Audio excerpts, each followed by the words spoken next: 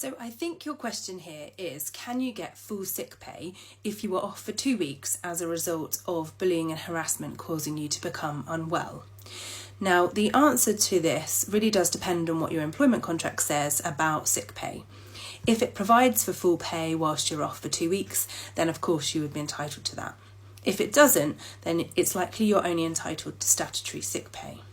Now, that doesn't mean that you can't ask your employer at their discretion to pay you full pay, emphasising the fact that the only reason you are off is because of the treatment that you've received. Now, if they refuse, then you could potentially raise a grievance about that and see if you can get the decision looked at again. But ultimately, they wouldn't have an obligation to pay you 2 weeks sick pay, and that would be the same even if you have a disability. There have been a number of cases on whether a reasonable adjustment in relation to disability is to pay sick pay or not. And to be honest with you, in most cases it doesn't go in the employee's favour. But in this case, if it's just 2 weeks off, then it's worth asking them at their discretion to agree to pay you more. Of course, if you have any questions about this or anything else, please leave them in the comments. I will try to respond to every question that's left with the video. And of course, if you want to speak privately about it, you can contact my office.